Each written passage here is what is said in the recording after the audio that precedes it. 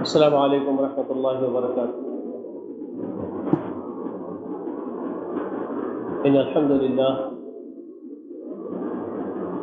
للہ رب العالمین والصلاة والسلام علی سیدنا نبینا محمد وعلی آل محمد وبارک وسلم۔ اعوذ باللہ السمیع العلیم من الشیطان الرجیم۔ هو الذی ارسل رسولہ بالہدی ودین الحق لیظہرہ علی الدین کلہ ولو کرہ المشرکون۔ تمام تعریفیں، حمد و ثنا، بڑائی و بزرگی اللہ جل جلالہ و جل شانہ کے لیے لائق و زیبا ہے۔ درود و سلام ہو تمام انبیاء و تمام مرسلین پر، اور خصوصاً اللہ کی بے شمار رحمتیں و برکتیں نازل ہو نبی آخر الزمان محمد رسول اللہ صلی اللہ علیہ وآلہ وسلم پر۔ اللہم صلی علی محمد وعلی آل محمد وبارک وسلم۔ دین محمد صلی اللہ علیہ وآلہ وسلم کے اس عنوان سے درس ہمارا چل رہا ہے، اسی کا تسلسل ہے۔ گزشتہ میں نے آپ کو بتایا کہ سیدنا موسیٰ کلیم اللہ علیہ السلام اپنے قوم کے 70 آدمی لے کر کے طور پر پہنچے، تو ایک زلزلے کی شکل میں اللہ تعالیٰ ان کو ایک جھٹکا دیے، جس سے کہ وہ سب پھنس گئے، اور خاص طور پر موسیٰ کلیم اللہ علیہ السلام اللہ کے حضور میں التجائیں اور دعائیں کرنے لگے۔ اللہ رب العالمین نے ان کو اس زلزلے سے بچا لیا۔ تب کلیم اللہ علیہ السلام نے اللہ رب العالمین سے ایک اور دعا کی، وَاكْتُبْ لَنَا فِي هَذِهِ الدُّنْيَا حَسَنَةً، اللہ اس دنیا میں ہمارے لیے حسنات لکھ دیجیے، وَفِي الْآخِرَةِ إِنَّا هُدْنَا إِلَيْكَ، اور آخرت میں ہم آپ ہی کی طرف رجوع کرنے والے ہیں۔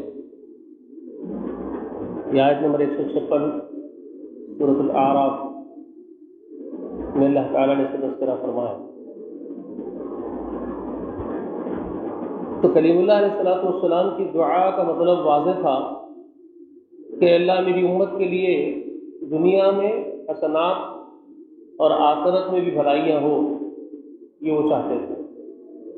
اور میں نے آپ کو گزشتہ بتایا کہ اسی سے ان کی قوم کا نام یہودی پڑا۔ یہود جو ہم کہتے ہیں یہود، وہ اسی حضرت کلیم اللہ علیہ السلام کی دعا میں یہ الفاظ جو انہوں نے اختیار کیے، وَفِي الْآخِرَةِ إِنَّا هُدْنَا إِلَيْكَ، بے شک آخرت میں ہم آپ ہی کی طرف، ہدنا کہتے ہیں رجوع ہونے،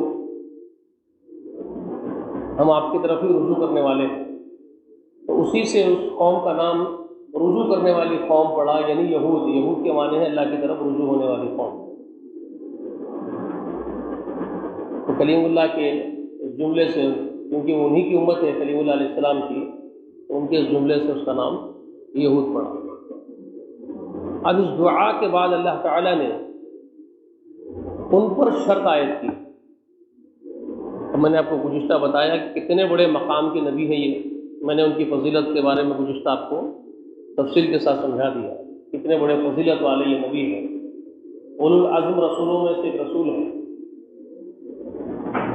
جیسے کہ میں نے آپ کو پہلے ہی بتایا انبیاء کی فضیلت کے بارے میں کہ عام نبیوں پر رسولوں کو فضیلت ہوتی ہے، اور رسولوں میں بھی 5 شخصیتوں کو اور فضیلت حاصل ہے۔ آپ ذرا یہ سامنے آ جائیے نا، جو لوگ سن رہے ہیں الحمدللہ کچھ دیر کے لیے سامنے آ کے بڑھ جائیے میرے پاس، آئیے توفیق بھائی سامنے آئیے۔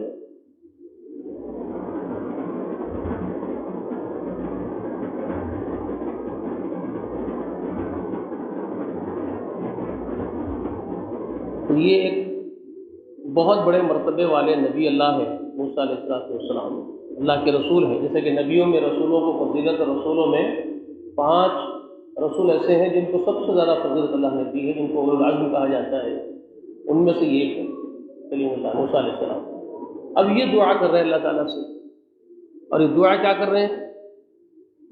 وَاكْتُبْ لَنَا فِي هَذِهِ الدُّنْيَا حَسَنَاتٍ، آپ اس دنیا میں ہم کو حسنات لکھ دیجیے، ٹھیک ہے؟ اور وہ کب کر رہے ہیں؟ میں نے آپ کو بتایا ایسے ایموشنس میں تھے وہ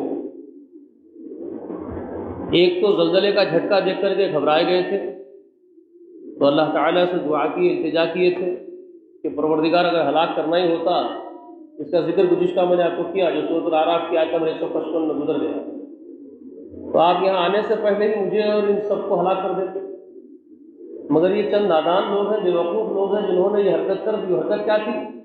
سامری کے بنائے ہوئے بچڑے کے سامنے جو گر گئے، بہت بڑا گناہ تھا ان کا، کبیرہ گناہ تھا، اور داری تھی اللہ تعالیٰ کے ساتھ، تو اللہ تعالیٰ نے بڑی سزا دینی چاہیے، جھٹکا دیا۔ تو موسیٰ علیہ السلام ڈر گئے اور التجا کی، تو اللہ تعالیٰ نے ان کو درگزر کیا، انہوں نے اللہ تعالیٰ کو ایسے الفاظ سے پکارا تھا، اللہ اکبر، انت ولینا فاغفر لنا وارحمنا فانک انت خیر الغافرین، کہہ کر کے انہوں نے دعا کی، ہمارا سرپرست تو ہی ہے، ہمارا ولی، کارساز، ہمارا بڑا، ہمارا بزرگ، ہمارا دیکھ ریکھ کرنے والا، نگران، یعنی ولی کے بہت عظیم معنی گزشتہ میں نے آپ کو بتا دیا، تو ہی ہے مولا، ہمارا ولی تو ہی ہے، ہمارا سرپرست تو ہی ہے، تو ہم کس سے مانگیں گے تیرے سوا بھی؟ تو انہوں نے اللہ سے مانگی، تو اللہ تعالیٰ نے ان کو عطا کر دیا، ان کی دعا سن لی گئی، زلزلہ ان سے ہٹا دیا گیا۔ تو اب یہ ایکسائٹمنٹ میں تھے کہ اللہ نے میری دعا فوراً قبول کر لی اور فوراً راحت دی ہے، دعا کو قبول کیا گیا ہے، تو ظاہر بات ہے، ظاہر بات ہے کہ ساتھ ساتھ دعا اور بھی مزید انہوں نے اس کے ساتھ اٹیچمنٹ کر دی، وَاكْتُبْ لَنَا فِي هَذِهِ الدُّنْيَا حَسَنَاتٍ، تو یہ دنیا میں بھی ہمارے لیے حسنات لکھ دے، اور وہ فی الآخرۃ اِنَّا ہُدْنَا اِلَيْكَ، کا اعتراف کیا کہ اور آخرت میں تو ہم آپ کو ہی رجوع کرنے والی قوم ہے، اللہ ہم آپ سے ہی رجوع ہوں گے، آپ ہی کے پاس آئیں گے۔ اللہ تعالیٰ نے اب ان کی دعا پر، کلیم اللہ کی اس دعا پر، اب جو تم مانگ رہے ہو نا، ذرا سن لو غور سے، اللہ فرما رہے ہیں، کلیم اللہ، قال عذابی اصیب به من اشاء، اللہ نے فرمایا ان سے، قال عذابی، جو میرا عذاب ہے موسیٰ، اصیب به من اشاء، میں جس کو چاہتا ہوں یہ عذاب کرتا ہوں، میں میرا عذاب جسے چاہوں میں عذاب کروں، یعنی فعال لما یرید، جو چاہے کر گزرنے والا وہی ہے، علی کل شیء قدیر، ہر چیز پر قدرت والا وہی ہے، کوئی ہے جو اس کو روکے، اس کے فیصلوں کو بدلے؟ جی، اس کے جو فیصلے ہیں، اس کی جو سنت ہے، اس کا جو حکم آ جاتا ہے تو وہ بدلتا ہے۔ لن تجد سنت اللہ تبدیلا ولن تجد سنت اللہ تحویلا، یہ قرآن مقدس میں اللہ تعالیٰ کی جگہ فرماتا ہے، اللہ کی سنت کو تم بدلتا ہوا نہیں پائیں گے، ہرگز بدلتا ہوا نہیں پائیں گے، اللہ کی سنت کو تم ہرگز ٹلتا ہوا نہیں پائیں گے، مؤخر نہیں کرتے، ٹلتی نہیں ہماری بات اور تبدیل نہیں ہوتی ہماری بات، ہم جو کر دیتے قادر مطلق، سپریم پاور طاقت جو چاہے کر گزرتے ان کو کون روکے گا؟ تو ہے جو ان کے بعد جناب میں کوئی ان کو روکے؟ تو وہ بات فرما رہے کہ موسیٰ کو، اے موسیٰ، عذابی اصیب بھی من اشاء، میں جس کو چاہتا ہوں اپنا عذاب دیتا ہوں، وہ رحمتی وسعت کل شیء، اور فرما رہے میری جو رحمت ہے، وہ رحمتی، اور جو میری رحمت ہے وسعت کل شیء، ہر شے کے اوپر چھائی ہوئی ہے کائنات میں میری رحمت، یہ اللہ کی رحمت بھی ہے جو سارے عالم کے اوپر چھائی ہوئی ہے، اسی لیے سارے عالم کا نظام بڑے اطمینان اور پرسکون انداز میں چل رہا ہے، کہیں وہ غضب میں آ جائے تو سارا عالم تہس نہس ہو کے رہتا ہے، کچھ نہ کچھ، سمجھ رہے ہیں آپ؟ اگر وہ حقیقی معنوں میں جو ان کا غضب ہے، بعض وقت ہم بھی یہ بولتے کہ اللہ بڑے غصے اور غضب میں، تو اصل غضب اور اصل غصہ اگر ہو جائے تو کائنات کی طرح برہم ہو جائے گا، کچھ بھی نہ بچ جائے، یہ تو اس کی رحمت ہی کا شاہکار ہے کہ سب چیز اپنی اپنی جگہ کام انجام دے، ٹھیک ہے؟ تو اس کی رحمت ہر چیز پر چھائی ہوئی ہے، کائنات گوشے گوشے پر چھائی ہوئی۔ تو کلیم اللہ علیہ الصلوۃ والسلام کو اللہ تعالیٰ نے یہ جواب دیا، دو باتیں بتا دی، ایک یہ بتایا کہ میرا عذاب میں جسے چاہوں دوں، دوسرا یہ بتایا کہ میری رحمت کائنات کے ہر گوشے پر چھائی ہوئی ہے۔ اب ظاہر بات ہے کلیم اللہ کیا مانگ رہے ہیں؟ اللہ نے دو کامن باتیں بتا دی ہیں، جو ان کی سنت ہے، جو ایک نظام ہے جو چل رہا ہے، وہ کامن جو بات ہے وہ اللہ نے ان کو بتا دی۔ میں عذاب جس کو چاہتا ہوں دیتا ہوں، اور رحمت سے تو کوئی بچا ہوا نہیں ہے، میری رحمت کے تو سائے میں ہر کوئی ہے، میری رحمت کے سائے ہی میں ہے ہر کوئی، ساتوں آسمان زمین کی تمام مخلوقات وہ میری رحمت ہی کے سائے میں ہے، تب تو وہ پنپ رہی ہے، وہ تو میری عام رحمت ہے، وہ بتا دیا۔ اللہ کو بخوبی یہ بات معلوم ہے کہ موسیٰ کا جو مطالبہ ہے، کیونکہ موسیٰ کو اللہ تعالیٰ نے خود ایک نبی بنایا ہے، اللہ نے ہی ان کو اولو العزم رسول بنایا ہے، تو موسیٰ کوئی عام آدمی تو ہے نہیں، اللہ نے عام آدمی بنایا ہی نہیں موسیٰ کو، تو اللہ کو خوب معلوم ہے کہ موسیٰ کیا مانگ رہے ہیں۔ موسیٰ بھی عام رحمت کا مطالبہ نہیں کر رہا، موسیٰ کو بھی معلوم ہے کہ عام رحمت تو ہر چیز پر چھائی ہوئی ہے اللہ کی۔ سمجھ رہے بات؟ جو اللہ کی عام رحمت ہے وہ سارے عالم پر چھائی ہوئی ہے، اس بات کو خود موسیٰ بھی جانتے ہیں، اللہ کو بھی یہ معلوم ہے کہ موسیٰ یہ بات جانتا ہے۔ موسیٰ کو یہ خبر تو دے دی کہ دیکھو تو مجھے تو معلوم ہی ہے کہ میری رحمت چھائی بھی ہے، مگر جو تو طلب کر رہا ہے موسیٰ اس کا جواب سن۔ موسیٰ کیا مانگ رہا ہے اللہ کو خوب معلوم ہے، موسیٰ عام رحمت نہیں مانگ رہا کیونکہ اس کو بھی معلوم ہے عام رحمت چھائی ہوئی ہے، موسیٰ بہت مخصوص میری رحمت مانگ رہا ہے، میری خصوصی رحمت کا مطالبہ کر رہا اپنی امت کے لیے۔ موسیٰ چاہتے ہیں کہ ان کی امت پر میری خصوصی رحمت نچھاور ہو، ہے نا؟ تو اللہ کو جانتے ہیں۔ تب اللہ تبارک و تعالیٰ فرما رہے ہیں فَسَأَكْتُبُوهَا لِلَّذِينَ يَتَّقُونَ۔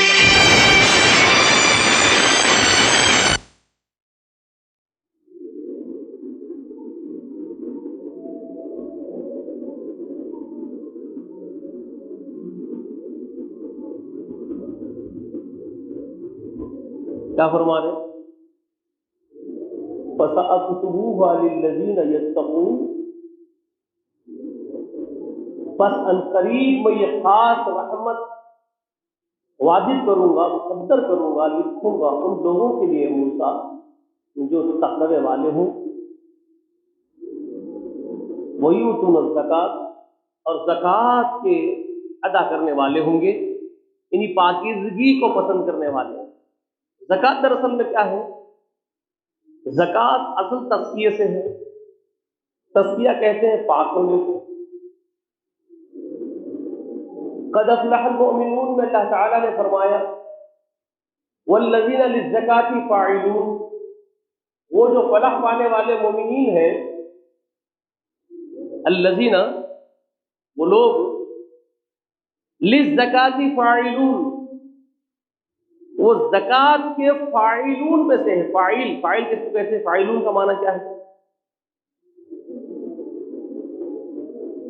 فعل کہتے ہیں آپ کے کام کو، آپ کے جو آپ کرتے ہیں اس کو فعل کہتے ہیں، آپ جو بھی کام آپ کرتے ہیں اس کو آپ کا فعل کہتے ہیں۔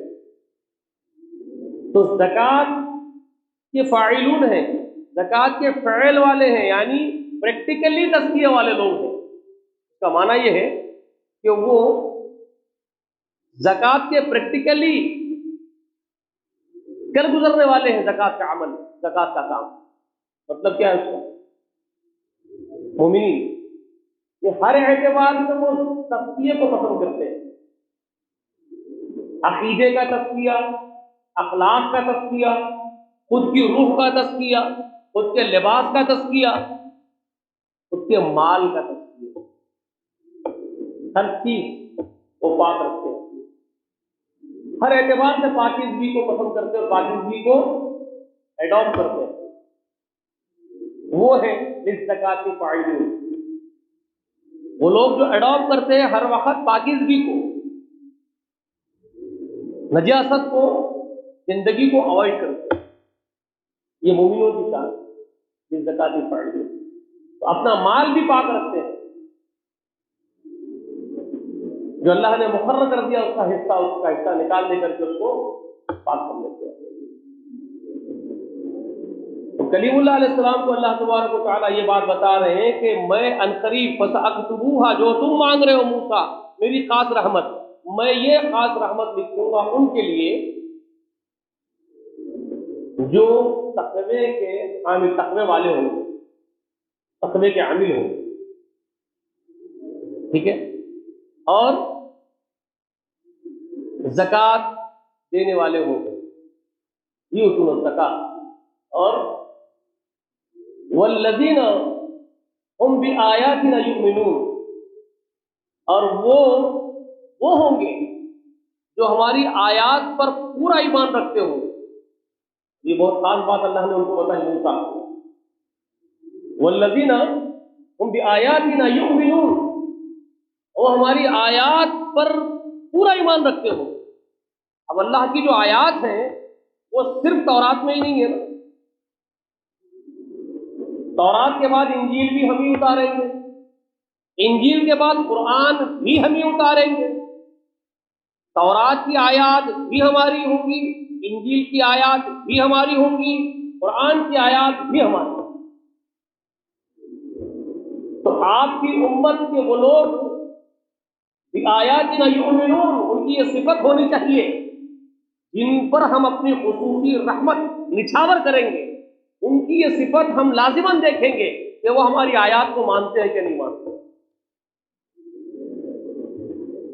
بات سمجھ آ رہی ہے؟ جب ان کے سامنے عیسیٰ اعلان کرے گا نبوت کا تو ماننا پڑے گا، اور جب محمد اعلان کریں گے تو ماننا پڑے گا۔ یہ تو ہوگی کامن بات، وہ ہماری آیات پر ایمان رکھتے ہو۔ اور یہ اللہ کی آیات کا سلسلہ نزول کمپلیٹ کب ہوگا؟ یہ جو اتر رہا ہے آسمان سے، وہی کا سلسلہ جاری ہے جو موسیٰ کلیم اللہ پر بھی صحیح پہ دیے گئے تورات کے۔ تو یہ جو آیات کا سلسلہ ہے ہمارا، نزول آیات کا اور بعثت نبوت کا، یہ مکمل کب ہوگا؟ ظاہر بات کب ہوگا بھائی؟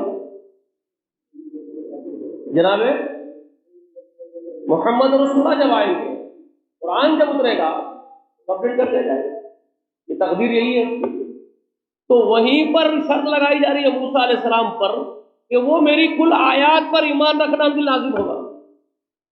آپ جو چاہتے ہیں نا کہ خاص رحمت لکھوں گا ان کے لیے، تو لکھوں گا، فَسَأَكْتُبُوهَا لِلَّذِينَ يَتَّقُونَ، متقیوں کے لیے لکھوں گا، یؤتون الزکاۃ، زکات دے رہے ہوں گے ان کے لیے لکھوں گا، اور والذین هم بآیاتنا یؤمنون، اور وہ ہماری آیات پر ایمان رکھتے ہوں گے۔ اب یہاں تک تو بہت کامن تھی، پرٹیکولر کسی ایک شخصیت کی طرف اشارہ نہیں تھا نا اب تک نہیں تھا۔ یہ آیت نمبر 156 ہے، 156 سورۃ الاعراف کی۔ اب اس کے بعد والی آیت شروع ہوتی ہے 157۔ اب سلسلہ کلام جاری ہے موسیٰ سے جو بات ہوئی، اب بتایا جا رہا ہے۔ اب سنو، تم جو چاہتے ہو نا کہ خاص رحمت کے مستحق ہو آپ کی امتی، اور آپ دعا کر رہے ہیں اولو العزم رسول، اولو العزم رسول مانگ رہا ہے اللہ سے، اور اللہ اس اولو العزم رسول کو یہ کنڈیشنز بتا رہا ہے کہ تیری دعا کی قبولیت کے لیے یہ کنڈیشنز ہونے چاہیے۔ میں یہ کنڈیشن رکھتا ہوں، یہ شرائط رکھ رہا ہوں، یہ شرائط پر تمہاری امت اترے گی تو لازماً آپ کی دعا کا وہ حصہ ان کو ہوگی آپ جو مانگ رہے ہیں اور مانے۔ اب آ رہی ہے خصوصی شرط، بہت امپورٹنٹ شرط، اور کیا فرما رہے ہیں اس کے بعد؟ یہاں کیا بتائے؟ والذین هم بآیاتنا یؤمنون، ہو گیا۔ اب بتا والذین یتبعون الرسول النبی الامی الذی یجدونه مکتوبا عندهم فی التوراۃ والانجیل۔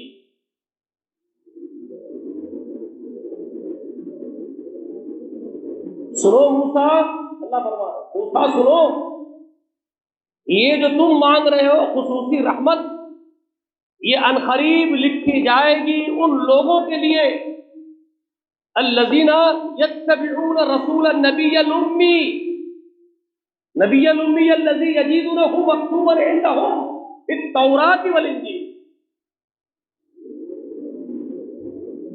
ایسے لوگوں کے لیے لکھی جائے گی، وہ لوگ ہوں گے جن کو اپنی خاص رحمتوں کے سائے میں لے لوں گا، جن پر میں اپنی خاص رحمتیں انڈیل لوں گا، وہ لوگ ہوں گے موسیٰ جو میرے نبی امی کی اتباع کرنے والے ہوں گے۔ یہ نبی امی کون؟ الذین یتبعون الرسول النبی الامی الذی یجدونہ مکتوبا عندہم فی التوراۃ والانجیل۔ وہ یہ بولے کہ موسیٰ کے بعد آنے والے رسول کے لیے ہے یہ شرط، تو وہ کون تھے؟ عیسیٰ تھے۔ نصرانی یہ بولتے ہیں، بے وقوف ہو تم، نادان ہو تم۔ ایک تو خود تورات میں حوالے دینا نہیں مناسب نہیں سمجھتا، قرآن کافی ہے، میں بتا رہا ہوں قرآن سے سب کچھ ہے، لیکن ان کی کتاب میں یہ موجود ہے کہ موسیٰ علیہ السلام سے اللہ تعالیٰ نے کہا، تورات میں لکھا ہوا ہے کہ میں تمہارے بھائیوں میں سے ایک نبی کو منتخب کروں گا۔ بنو اسرائیل کے بھائی کون ہیں؟ میں آپ کو بتانے والا ہوں، بنو اسرائیل کے اصل بھائی کون ہیں۔ موسیٰ علیہ السلام کو جو کہا گیا تمہارے بھائیوں میں سے، اور تمہاری ہی مانند ہوگا، یہ لکھا ہوا ہے، تمہاری ہی مانند۔ عیسیٰ بن مریم موسیٰ علیہ السلام کے مانند کہیں سے بھی نہیں۔ موسیٰ علیہ السلام باپ اور ماں سے تولد ہوئے، عیسیٰ علیہ السلام بغیر باپ کے پیدا ہوئے، وہ موسیٰ کے مانند ہے ہی نہیں، سب سے الگ ہے عیسیٰ، ٹھیک ہے؟ تمہارے مانند ہوگا، موسیٰ سے کہا جائے اور تمہارے مانند ہوگا، تو عیسیٰ مانند ہوتا ہی نہیں۔ دوسری بات، موسیٰ نے نکاح کیا، عیسیٰ نے نکاح نہیں کیا، وہ مانند ہوتا ہی نہیں۔ موسیٰ علیہ السلام شرک کے اور کفر کے خلاف جدوجہد کیے،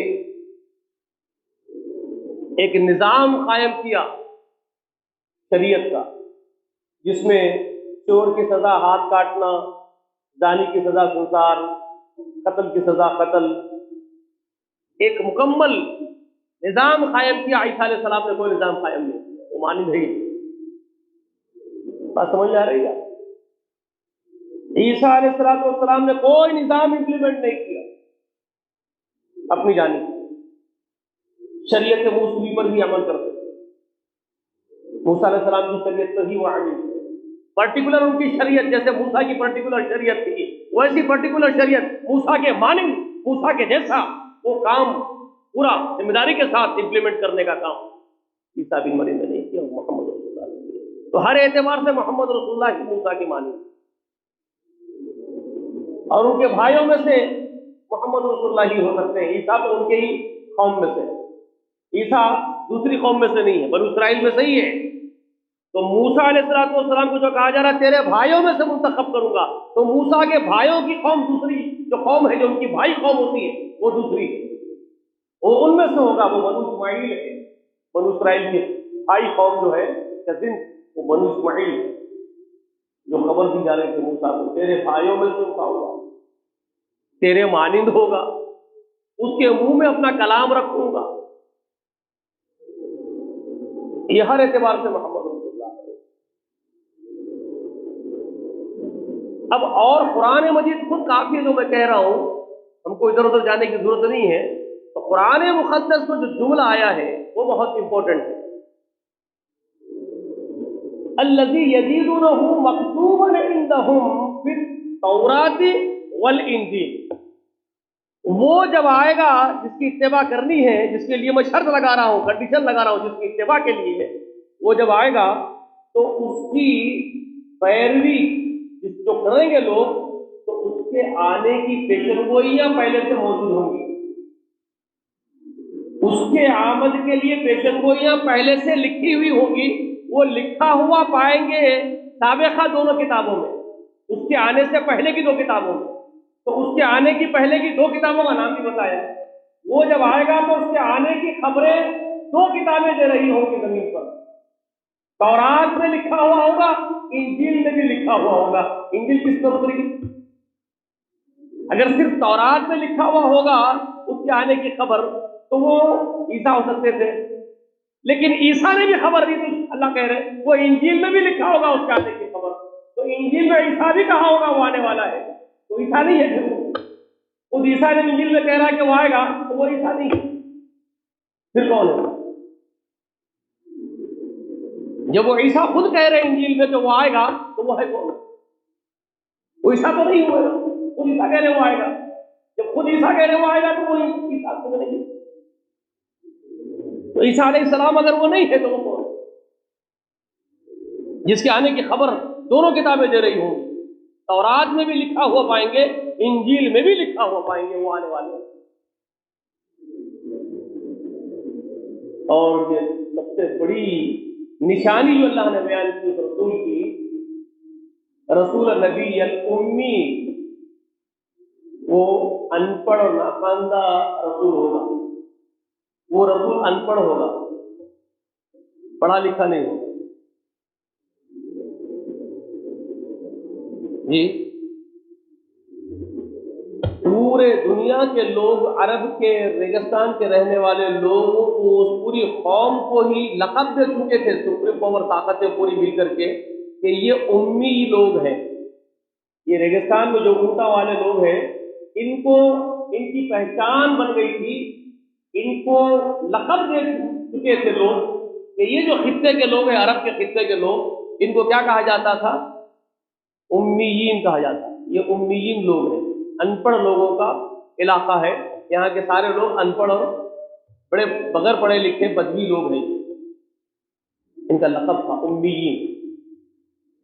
اللہ فرما رہے سب سے بڑی علامت اس رسول کی جو آئے گا وہ امی ہوگا، وہ ان پڑھ ہوگا، یعنی اس علاقے کا ہوگا جہاں امیین.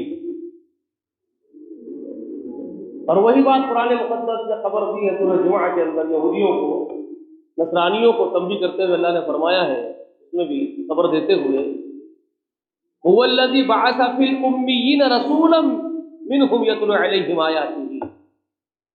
وہی ہے اللہ رب العالمین جس نے ان امیین میں، انہی میں سے ایک رسول بھیجا ہے ان کے پاس جو ان امیین کو اللہ کی آیات پڑھ کے سناتا ہے. تو امیین کے پاس امی رسول آ گیا ہے جو ان کو ان کی آیات، اللہ کی آیات پڑھ کر کے سناتے ہیں. محمد رسول اللہ.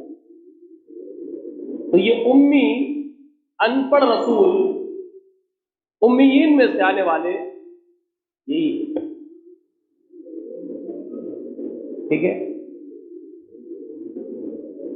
یہ محمد رسول اللہ کی بہت بڑی فضیلت ہے. یہ آپ امی ہیں. بعض لوگ اس کو کمزوری سمجھتے ہیں یا یہ سمجھتے ہیں کہ شان اقدس میں کچھ نقص بیان کیا جا رہا ہے، آپ کو امی کہا جا رہا ہے.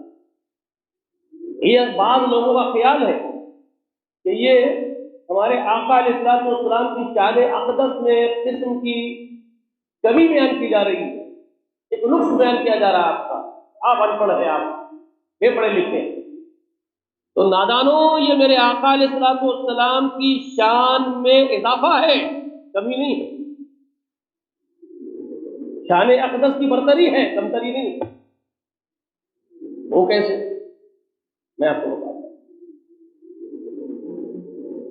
یہ وہ شخصیت ہے جس پر سوالات انبیاء کا مشن تکمیل کو پہنچنے والا ہے.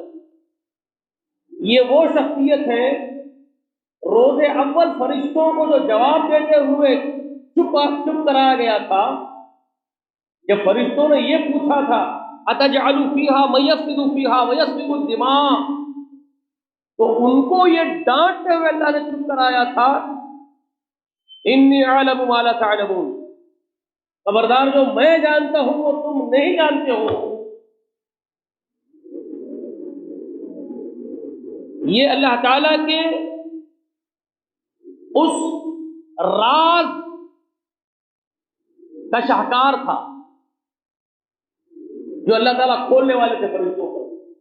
محمد رسول اللہ کے ذریعے، بذریعہ محمد صلی اللہ علیہ وآلہ وسلم اللہ وہ اپنی حکمت کھولنے والا تھا فرشتوں پر، جو کھلتا نہ تھا راز فرشتوں پر بھی، وہ شے کیا حکمت ہے جو اللہ نے فرمائی انی اعلم ما لا تعلمون۔ فرشتوں کو وہ رشک دلانا تھا کہ تم میں بھی کوئی اس کے مقام کا نہیں ہے جو آدم کا ایک بیٹا ایسا پیدا ہوگا، ایک بیٹا آدم کا ایسا پیدا ہوگا جس کے بدلے مقابل ساری مخلوق، یہاں تک کہ تم فرشتوں بھی کمتر ہو گئے، تمہارا سردار بھی چھوٹا پڑ جائے۔ فرشتوں کو یہ بات بتانی تھی، یہ وہ شخصیت تھی محمد رسول اللہ، معمولی شخصیت وجود میں نہیں آ رہی۔ سوالات انبیاء جس کی آمد کی پیشن گوئیاں دے رہے تھے، ہر نبی کی امت جس نبی کے آنے کا انتظار کر رہی تھی، ٹھیک ہے، وہ نبی آنے،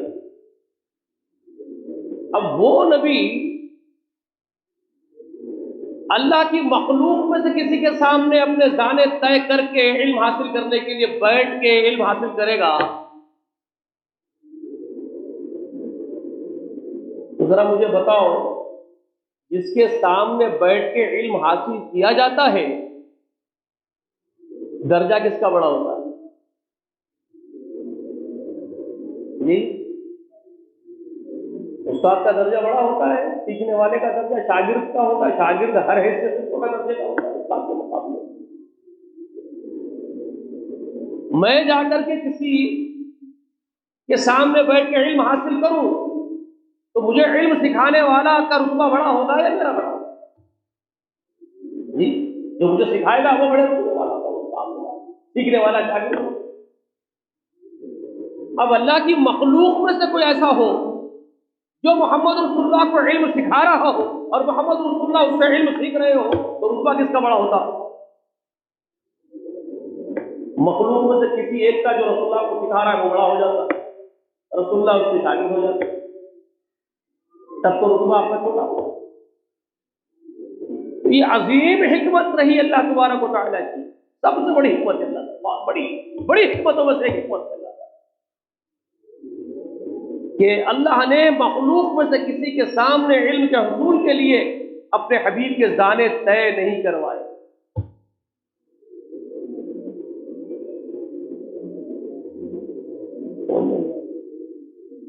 اسی لیے ان کا لقب اللہ نے امی بیان کیا۔ تمہارے معاشرے میں، انسانی محورے میں اس کی پہچان یہی ہوگی کہ وہ معاشرے میں پڑا ہوا ہی نہیں ہوگا، کسی سے جا کر کے وہ پڑا ہوا نہیں ہوگا، تو لوگ اس کو سمجھیں گے کہ پڑھا ہوا ہی نہیں ہے۔ اس کی پہچان یہ ہوگی کہ وہ کبھی کسی کے سامنے جا کر کے پڑھنے کے لیے نہیں بیٹھا ہوگا، کوئی اس کو پڑھایا نہیں ہوگا، تو وہ دنیاوی اعتبار سے تمہارے کسی سے پڑھا ہوا نہیں ہوگا، تو پھر اس کو پڑھائے گا کون؟ اب ایک سوال ہے، تو پھر اس کو کون پڑھائے گا؟ تو خود قرآن کہتا ہے، خود قرآن کہتا ہے، سورۃ الاعلیٰ، سورۃ الاعلیٰ 30ویں پارے کی سورت میں رب کبریا فرماتے ہیں اپنے حبیب کو ڈائریکٹ خطاب کر کے، سنقرئک فلا تنسى الا ما شاء اللہ، سنقرئک،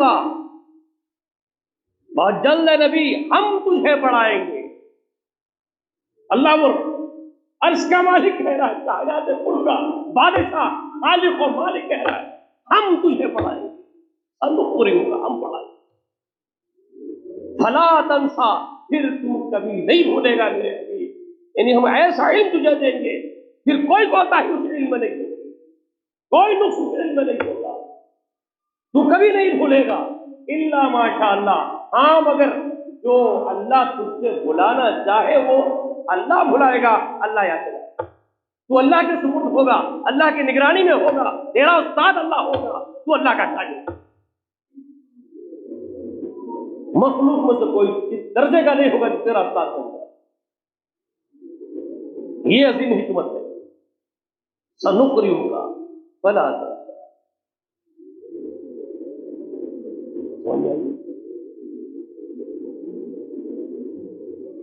یہ ہے محمد رسول اللہ کی شان. کوئی ایسا نہیں پوری مخلوق میں، یہاں تک کہ جبرائیل بھی نہیں. وہ یہ سمجھ لے کہ غار حرا میں جبرائیل پڑھانے آیا تھا، نہیں. جبرائیل کو صرف ذریعہ بنایا گیا. ہمارا علم رسول تک پہنچا، ہمارا کلام رسول تک پہنچا. تم صرف درمیان میں ذریعہ ایک قاصد ہو، ایک قاصد کے سوا نہیں ہو. تم معلم نہیں رسول اللہ کے، تو ہم. اسی لیے کہا سنقریؤک کا، ہم تجھے پڑھائیں. ڈائریکٹ کہا ہم تجھے پڑھائیں گے. سنقریؤک کا سیدھا خطاب ہے، بیچ میں سے کسی کو بھی نہیں رکھا.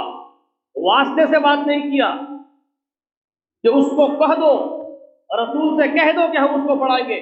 بیچ میں کسی کو رکھ کے بات نہیں کیا. کل نبی کل رسولی نے کہا کہ اس میرے رسول سے کہہ دے جبریل کہ میں پڑھاؤں گا. نہیں، ڈائریکٹ رسول کو سنقریؤک کا، میں تجھے پڑھاؤں گا، ہم تجھے پڑھائیں گے. اللہ کی شان ہے. یہ ہم کے ساتھ اللہ تعالیٰ بات کرتے ہیں، انداز بیان ہے، موت برن انداز ہے. سنقریؤک کا، ہم تجھے پڑھائیں گے محمد. بلا یہ اللہ ہے. آپ کا کسی کے سامنے علم حاصل کرنے کے لیے نہیں بیٹھنا، وہ آپ کی فضیلت ہے. اور پھر آپ کو وہ علم عطا کیا گیا، وہ علم عطا کیا گیا، پھر آپ کی حیثیت بتا دی گئی کہ آپ ساری انسانیت کے لیے ایک معلم آپ ہیں. آپ کا کوئی معلم نہیں اللہ کے سوا، اللہ آپ کا معلم، اور آپ سارے جہاں کے لوگوں کے معلم، جن اور انس کے معلم آپ. وَيُعَلِّمُهُمُ الْكِتَابَ وَالْحِكْمَةَ، یہ محمد رسول اللہ علیہ وسلم.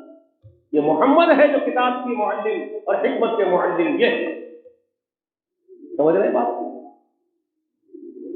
اصل معلم رسول اللہ بیسیکلی پیدائشی دنیاوی اعتبار سے انسانوں کے بیچ میں ان پڑھ تھے، پڑھے لکھے نہیں تھے، کسی کے پاس جا کے علم حاصل نہیں کرے. لیکن جب اللہ نے آپ کو پڑھایا اور علم دیا تو آپ کو وہ عالم بنا دیا اللہ تعالیٰ نے کہ سارے جہاں کے لیے آپ کو عالم بنا. پھر آپ سے بڑا کوئی عالم زمین کی پشت پر بلکہ پوری کائنات میں کوئی نہیں. اللہ کے بعد آپ ہی ہیں وہ جس کو اللہ نے رتبہ بلند کر دیا. فرشتے بھی وہ علم والے نہیں. وہ جو فرشتوں سے کہا گیا سورۃ البقرہ میں کہ ہم نے علم کی برتری آدم کو عطا کی، اصل میں آدم کی وہ برتری محمد رسول اللہ کے خاطر بھی تھی. آدم کو جو سارا علم عطا کر دیا گیا ہے وہ اصل میں فضیلت محمد رسول اللہ کے لیے ہے، کیونکہ سید البشر یہ ہونے والا ہے. آدم اور آدم کے پورے بیٹوں کا سید یہ ہونے والا جو سب سے آخری میں اترے گا، جس پر نبوت اکمل ہوگی، شریعت اکمل ہوگی، نعمت اتمم ہوگی. تو اس کا ذکر موسیٰ علیہ السلام کو کر رہے ہیں. موسیٰ جو تم دعا کر رہے ہو خاص رحمتوں کی، تو وہ یاد رکھ لو ان کے لیے ہوگی الذین یتبعون رسول النبی الامی، نبی الامی الذی یجدونہ مکتوبا عندہم فی التوراۃ والانجیل. وہ اس نبی امی کا اتباع کرنے والے ہوں گے جس نبی امی کے آنے کی خبریں وہ تورات اور انجیل میں لکھی ہوئی پائے گی. اور وہ کیا کرے گا؟ وہ جب میرا رسول آئے گا وہ کیا کرے گا؟ زمین کی پشت پر اس کا منصب کیا ہوگا، میرے رسول کا منصب کیا ہوگا، اتھارٹیز کیا ہوگی اس کو جو میں دے کے بھیجوں گا، وہ کن کن چیزوں پر اتھورائز ہوگا میری طرف سے، میری جانب سے. ذرا سنو رسول اللہ کی کیا اتھارٹیز ہے اللہ کی طرف سے مقرر کرتا. یامرهم بالمعروف وینہاہم عن المنکر ویحل لهم الطیبات ویحرم علیہم الخبائث ویضع عنہم اصرہم والاغلال التي كانت علیہم.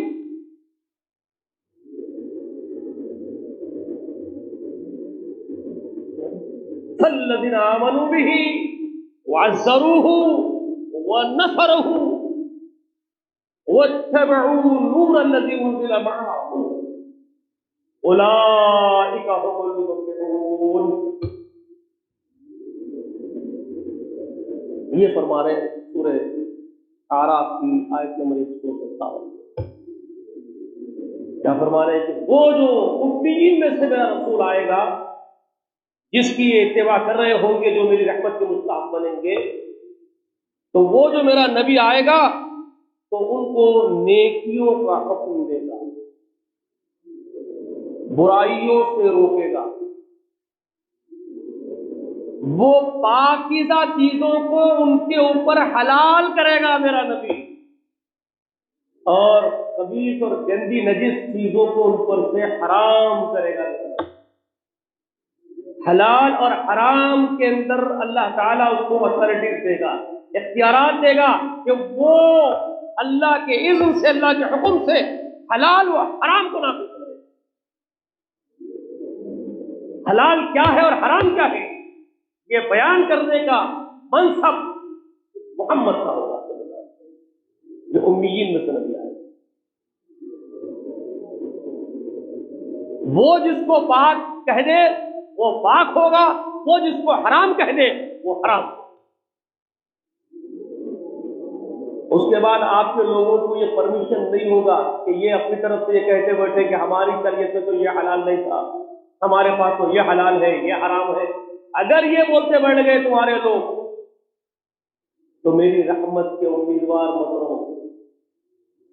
آپ نکال دو اپنے ذہن میں سے کہ میں ان پر اپنی رحمت کے چھاور دینے والا ہوں. بس انہوں نے کنڈیشن لگایا موسیٰ علیہ السلام پر کہ تم چاہتے ہو موسیٰ تو تمہاری امت کو پابند کرو کہ میرا وہ نبی جو معروف کا حکم دے گا اس کو ماننا پڑے گا، میرا نبی جو منکر سے روکے گا روکنا پڑے گا، میرا نبی جس چیز کو حلال کہے گا وہ حلال ہے، وہ آخری نبی جس کو حرام بولے گا وہ حرام ہے. اللہ فرماتا موسیٰ علیہ السلام سے باتیں ہو رہی ہیں، رسول اللہ کے آنے سے کتنے ہزار سال پہلے کی باتیں نکال کر. کلیم اللہ علیہ السلام کا دور نبوت کب کا ہے؟ رسول اللہ سے کتنے ہزار برس پہلے؟ 2000 سے زائد سال پہلے کا. 2000 ایئر سے زیادہ عرصہ ہو گیا تھا، بلکہ 2500 سال کے قریب کا دور. 500-600 سال پہلے عیسیٰ علیہ السلام اور ان سے 15-18 سال پہلے 1800 سال پہلے موسیٰ علیہ السلام، تو 2000 سال کے اوپر کا دور موسیٰ علیہ السلام کا، رسول اللہ سے پہلے کا. اور ان کو اللہ تعالیٰ یہ بتا رہے رسول اللہ کے دنیا میں پیدا ہونے سے 2000 سال پہلے آپ کے بارے میں یہ ساری اسٹڈی کروائی جا رہی ہے انسان میں. سمجھ نہیں بات، ابھی محمد رسول اللہ پیدا ہونے 2000 سال باقی ہے، تو 2000 سال پہلے ان کے بارے میں ایجوکیٹ کیا جا رہا ہے انسانیت کو، ہیومینٹی کو ایجوکیٹ کیا جا رہا ہے کہ ایجوکیٹ یہ ہے کہ سن لو وہ آنے والا ہے تو اس کے ساتھ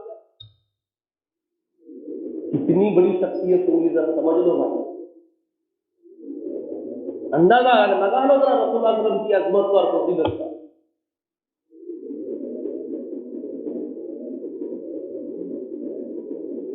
تو کیا کیا منصب بتا رہے ہیں رسول اللہ کا؟ نیکی کا حکم دیں گے، برائی سے منع کریں گے، پاکیزہ چیزیں حلال کریں گے، خبیث چیزوں کو حرام کریں گے، اور وَيَدَعُ عَنْهُمْ يُسْرَهُمْ، ان کے اوپر کے بوجھ ان سے اتار کے بوجھ ہلکے کریں گے. وَالْأَغْلَالَ الَّتِي كَانَتْ عَلَيْهِمْ، اور اغلال کہتے ہیں طوق، وہ جو زبردستی کے طوقوں میں اپنے آپ کو الجھا کے پھنس گئے ہیں، وہ ان طوقوں سے ان کو آزاد کریں گے. اب یہ کون سے بوجھ اور کون سے طوق ہے جس کو اللہ تعالیٰ یہاں ذکر کر رہے ہیں؟ یہ جو کسی بھی معاشرے میں ایک عرصے دراز کے بعد امت خود پھنس جاتی ہے گچھیوں میں، یہ ہوتا ہے. ایک نبی کی تعلیمات جب نبی سمجھا دیتا ہے اور نبی رخصت ہو جاتا ہے دنیا سے، تو اب وہ امت پر جو ایک عرصہ گزرتے جاتا ہے تو وہ امت زبردستی کے رسم و رواج نکال لیتی ہے،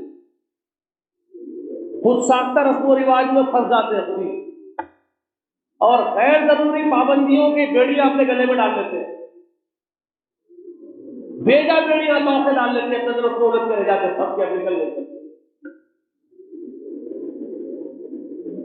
سمجھ میں آ رہی ہے بات؟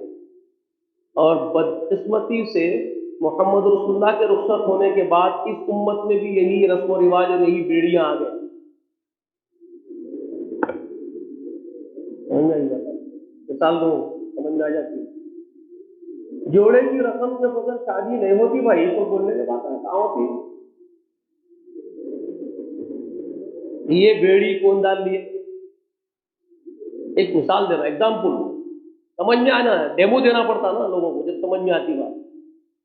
اب یہ جوڑے کی رسم کے بغیر شادی نہیں ہونے کی بیڑی کون ڈال لیے گلے میں؟ تو رسول اللہ بتائے تھے جوڑے کی رقم دینا ہے.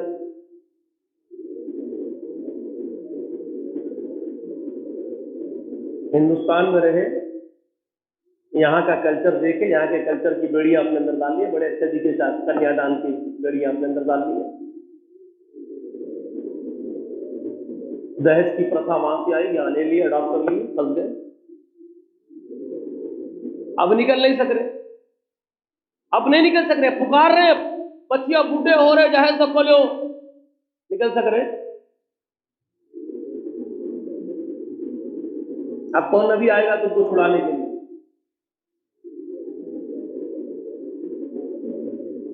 ایسی ہی بیڑیاں وہ لوگ پہن لیے تھے. تو اللہ نے فرمایا میرا نبی محمد آئے گا تو یہ بیڑیوں سے آزاد کرے گا ان کو. ایسے غیر ضروری کی پابندیاں جو شریعت کی نہیں ہے پابندیاں، غیر ضروری غیر شرعی پابندیاں ہیں جس میں وہ پھنسے ہوئے ہیں، میرا نبی اکھاڑ کے پھینکے گا ان بیڑیوں کو. اور وہ غیر شرعی رسم و رواج جس میں مبتلا ہو گئے ہیں، میرا نبی رسول اللہ آزاد کرے گا کیونکہ بوجھ اتارے گا. مگر رسول اللہ کے آنے کے جانے کے بعد پھر تم ڈال لیے وہی بوجھ، وہی بیڑیاں اٹھا کے گلے میں پہن لیے. اب تم کو کون نکالے؟ رسول اللہ نے تو کر دیا تھا دادا. ٹھیک ہے، تو یہ رسول اللہ علیہ وسلم کا منصب اللہ تعالیٰ بیان فرما ہے. موسیٰ علیہ السلام سے اس وقت نیکی کا حکم دینا اس کا کام ہے، وہ دے گا. تمہارا کام ہے، تمہاری امت کا کام ہے اس کی اتباع کرے، نیکی کو فالو کرے. وہ منکر سے روکے گا، پروہیبیشنز لگائے گا. تو تمہاری امت کا کام ہے ان پروہیبیشنز کے اوپر عمل کرے، اس کو اوائڈ کرے. جس کو وہ برا بولے رسول کو چھوڑے. ٹھیک ہے، میرا نبی جن چیزوں کو حلال کرے گا وہ حلال جانے. نہیں ہمارے پاس اونٹ حرام ہی تھا، یعقوب علیہ السلام اس وقت کے حرام بول دیے تھے، ہم اونٹ نہیں کھاتے تو جوتے کھاتے اللہ کے پاس. رسول اللہ فرما دیے وہ حلال ہے تو حلال ہے. رسول اللہ فرما دیے وہ چیز حرام ہے تو حرام ہے. خنزیر کا گوشت، بچہ کا گوشت حرام ہے تو حرام ہے. اب تم فارمنگ کرتے بیٹھو امریکہ میں بد جانوروں کی، دنیا میں بد جانور بن جاتے، آخرت میں بد جانور کی سن لے کے اٹھتے گھستے جاؤ. جب رسول اللہ نے کہہ دیا وہ حرام ہے تو حرام ہے. بات سمجھ آ رہی ہے؟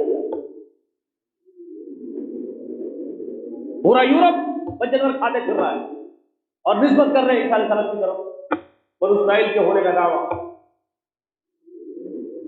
اور سور کھا رہے ہیں. وہ خبیث ہے، نجس ہے، رسول اللہ نے اس کو حرام کر دیا، وہ حرام ہے. سب اس میں آنا کرنے نہیں چاہیے، یہ رسول کا منصب ہے. اس کے بعد اللہ تعالیٰ فرماتے ہیں کہ فَالَّذِينَ آمَنُوا بِهِ وَعَزَّرُوهُ وَنَصَرُوهُ، پس جو لوگ میرے اس رسول پر ایمان لائیں گے، اس کی حمایت کریں گے. ایمان لا لینا کافی نہیں ہے، بولے کہ ہم رسول اللہ پر ایمان لا لیے، گھر میں بیٹھ گئے، اب لوگ مخالفت کریں رسول اللہ کی تو کر لیں، تو بھائی ہم کہاں جائیں گے جھگڑے میں. وہ پنچایت میں جھگڑے میں ہم کیوں پڑے، ہم تو رسول کو مان لیے. تو رسول اللہ کو مان لینا کافی سمجھتے ہیں، گھروں میں بیٹھے کہ اپنا عمل اپن کریں گے، اپنے بیوی بچے اپنا دولہا چلیں، اپنی روٹی دال دیکھ لیتے پھریں گے، اللہ کے پاس قابل قبول نہیں ہوں گے، اللہ کی رحمت کے مستحق نہیں بنیں گے. ایمان لانے کے ساتھ ساتھ رسول کی حمایت کے لیے کھڑے ہونا پڑے گا. ہم رسول کے ساتھ ہیں اور رسول جو بول رہے ہیں ہم تصدیق کرتے ہیں وہ سچے ہیں، پورے معاشرے سے بھڑنا پڑے گا اس کو، رسول کے حمایتی بن کے اٹھنا پڑے گا۔ جیسے ہمارے معاشرے میں آج کل لوگوں کا حال ہے، نہیں مول صاحب تو بات بہت صحیح بولتے ہیں، مگر لوگ پورے مول صاحب کے خلاف بک بک کرے تو آپ پتلی گلی پکڑ چلے جاتے ہیں، ہم کو کیا کرنا ہے؟ تو یہ کوئی عدل نہیں ہے، یہ کوئی ایمان کا تقاضا نہیں ہے، یہ کوئی مومن کی شان نہیں ہے، مومن ایسا نہیں ہے۔ جب یہ بول رہا ہے کہ وہ سچ بول رہے ہیں تو سچ کے لیے کھڑے ہوتا ہوں، ڈٹ کے سچ کے ساتھ، یہ حمایت ہے، یہ سچوں کی حمایت کرنا بھی فرض ہے، صرف سچے کو سچا بول دینا کافی نہیں ہے۔ اگر آپ مانتے ہیں کہ وہ آدمی سچ بول رہا ہے، وہ اسلام کی بات کر رہا ہے، شریعت کی بات کر رہا ہے، تو آپ اس کے لیے کھڑے بھی ہونا، اس کی حمایت میں بھی ڈٹ جانا، نہیں صحیح کے ساتھ ہم ہیں، پتلی گلی پکڑ کے بھاگ جانا کوئی ایمان کا تقاضا نہیں، مکاروں کا کام، عیاروں کا کام۔ تو اللہ نے فرمایا کہ میرے حبیب پر ایمان لانا ہی کافی نہیں ہے موسیٰ، والذین آمنوا بھی کے ساتھ ساتھ وعزروہ، بس جو لوگ اس پر ایمان لائیں گے اور اس کی حمایت کے لیے ڈٹ جائیں گے، اور صرف حمایت کر دیے تو کافی نہیں ہو جائے گا، یہ بھی فرمایا ایمان بھی لا لیے، حمایت بھی کر دیے، ہم ایمان لائے رسول پر اور ہم رسول کی حمایت بھی کر رہے ہیں، یہ سچے ہیں، ہو گیا ہمارا کام؟ نہیں، وَنَصَرُهُ، نصرت بھی کرنی پڑے گی، اس کے لیے مال خرچ کرنا پڑے تو مال بھی خرچ کرنا پڑے گا، اس کے لیے اپنی جان پر کھیلنا پڑے تو جان پر بھی کھیلنا پڑے اس کی امداد کے لیے۔ یہ تین کنڈیشن، یہ تین بہت بیسیکلی اور بنیادی کنڈیشن اللہ تعالیٰ موسیٰ پر لگایا۔ اصل کتنے کنڈیشن لگا رہے ہیں؟ نمبر ایک، اصل کنڈیشن کتنے پورے شروع سے جو ہے، نمبر ایک تقوی والے رہنا پڑے گا، فَسَأَكْتُبُهَا لِلَّذِينَ يَتَّقُونَ، پرہیزگاری ہو ان کے اندر، ایک یؤتون الزکوٰۃ، پاکیزگی کو پسند کرتے ہوں گے، پاکیزہ ہوں گے، مال بھی پاک، جان بھی پاک، اخلاق بھی پاک، پاکیزگی کے پسند کرنے والے، یؤتون الزکوٰۃ، میری آیات پر کل ایمان رکھنے والے، ہر آیات پر تین، اور میرے نبی آخر الزماں امیین کی اتباع کرنا، چار، ان کے احکام پر عمل کرنا جو وہ نیکی کا حکم دیں گے، پانچ، ان کے منکرات سے روکنے کے بعد رک جانا پڑے گا، چھ، اوائڈ کرنا پڑے گا جس کو چاہتے اوائڈ کرو، سات، یہ چھ ہو گئے، ساتواں یہ کہ وہ جن چیزوں کو پاک بولے وہ پاک جاننا پڑے گا، حلال جاننا پڑے گا، آٹھواں یہ کہ وہ جن کو حرام بولے ان کو حرام جاننا پڑے گا، نواں یہ کہ وہ جو غیر رسم و رواج کو اکھاڑ کے پھینکیں گے، ترک کرنا پڑے گا تمہارے غیر شرعی رسم و رواج، اور دسواں یہ کہ وہ تمہارے توقوں سے تم کو آزاد کریں گے، غیر شرعی پابندیوں سے تم کو نکالیں گے، نکلنا پڑے گا، یہ 10 کامن۔ اب یہ تین رسول اللہ کے لیے بہت امپورٹنٹ اور بیسک شرائط، وہ 10 اور یہ 3، یہ 13 شرائط موسیٰ علیہ السلام پر لگائی جاتی ہے، یہ تین، بلکہ یہ چوتھی جو ہے، تین کے بعد چوتھی آ رہی ہے، یہ سب سے امپورٹنٹ ہے، جو 14ویں ہے، تو یہ 14 کنڈیشنز ہے پورے وقت میں، 14 شرائط بنتے ہیں، تو وہ جو 14ویں ہے وہ سب سے امپورٹنٹ ہے، تو آخری میں بیان کیا ہے، لاسٹ میں یہ 4 یوں سمجھ لیجیے بہت امپورٹنٹ ہے جو 10 کے بعد ہے، جس میں ایک ایمان رسول اللہ پر لانا پڑے گا، بہت امپورٹنٹ میں سے، ان کی حمایت کرنی پڑے گی، ان کی نصرت کرنی پڑے گی، جان و مال بھی کھپانا پڑے گا۔ اب یہ جو ہے 14ویں، یعنی یہاں سے چوتھی، یہ بہت امپورٹنٹ یہ ہے، وَاتَّبَعُوا النُّورَ الَّذِي أُنزِلَ مَعَهُ، وَاتَّبَعُوا نُورَ الَّذِي أُنزِلَ مَعَهُ، اور اتباع کرنا پڑے گا نور الذی، اس نور کا اتباع کرنا پڑے گا۔ کون ہے نور؟ جس کو کہا نور قرآن میں اللہ نے یہاں پر واتبعوا نور الذی انزل معہ، جو نازل ہوگا رسول کے ساتھ، آسمان سے جو نازل ہوگا نور رسول کے ساتھ،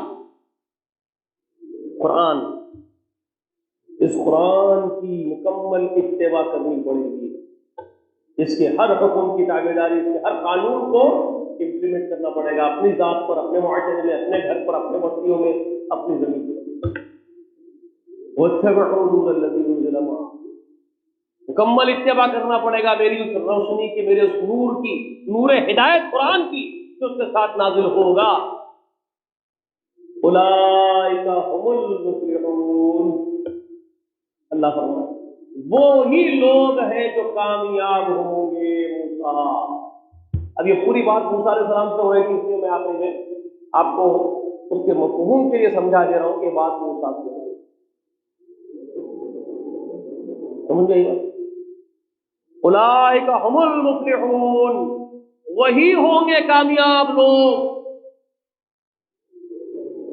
سمجھ میں آ گیا؟ یہ ہے موسیٰ کلیم اللہ پر شرائط۔ اس سے پہلے میں نے عیسیٰ علیہ السلام کی پیشن گوئی بتا دیا، انہوں نے پیشن گوئی کر دی بنی اسرائیل کو کہ میرے بعد ایک نبی آئیں گے جن کا نام احمد ہوگا۔ موسیٰ کلیم اللہ کو یہاں شرائط لگا دیے تھے، جب وہ آئے گا میرا رسول تو تمہاری امت کو پابند کر دیجیے، وہی لوگ کامیاب ہوں گے۔ یہاں سب باتوں سے آپ کو کیا بات معلوم ہوئی؟ یہ سب باتوں سے آپ کو کس کے بارے میں، کس کی فضیلت، کس کی خصوصیت کا علم ہو رہا ہے؟ محمد صلی اللہ علیہ وآلہ وسلم کیا مقام رکھتے ہیں وہ آپ کو معلوم ہو گیا، کتنا اہم مقام ہے۔ اب یہ سب ہونے کے باوجود ایمان کیوں نہیں لائے عیسیٰ کے ماننے والے اور موسیٰ علیہ السلام کے ماننے والے؟ جب یہ سب کچھ ہے، اتنی اہم ترین چیزیں ہیں، اب وہ کیا چیز مانی ہوئی ان کو ایمان لانے میں؟ جبکہ عیسیٰ نے بشارت سنا دی، موسیٰ علیہ السلام پر شرائط لگا دیے گئے، انہوں نے اپنی قوم کو بتا دیا، تورات میں بتا دیا، ذکر کر دیا، تو کون سی چیز آر بن گئی ان کے لیے محمد رسول اللہ کو ماننے سے؟ جبکہ وہ لوگ انتظار کر رہے تھے اس نبی کے آنے کا جس کے بارے میں ان کو بتایا گیا۔ موسیٰ علیہ السلام نے، عیسیٰ علیہ السلام نے جس نبی کا تذکرہ ان کے سامنے بڑے خوبیوں کے ساتھ کر دیا، بڑے مرتبے والے آنے والے ہیں، یہ ان کو بتا دیا تھا، اور وہ بے چینی سے انتظار بھی کر رہے تھے، بڑے بے چینی کے ساتھ، کہ وہ اتنی بڑی فضیلت والا جب آئے گا جس کے بارے میں موسیٰ نے کہا، عیسیٰ نے کہا، تو ہم کو تو اس کا انتظار ہے، اس کے ہاتھ پر بیعت کرنا، ایمان لانا ہے۔ مگر جب وہ آ گئے، فَلَمَّا جَاءَهُم بِالْبَيِّنَاتِ قَالُوا هَذَا سِحْرٌ مُبِينٌ، بس جب وہ آ گئے تو ان بدبختوں نے یہ بہانہ کر کے منہ موڑ لیا کہ یہ تو ایک جادو ہے، ہم نہیں مانتے، سیدھا کہتے یہ تو ایک جادو ہے، ہم اس کو نہیں مانتے، وہ ایک صرف ہیلا تھا رسول اللہ سے بھاگنے کا، یہ ایک جادو ہے، ہم اس کو نہیں مانتے، ورنہ انتظار تو کر رہے تھے، اور سمجھ میں بھی آ گیا ہم کو یہی ہے وہ۔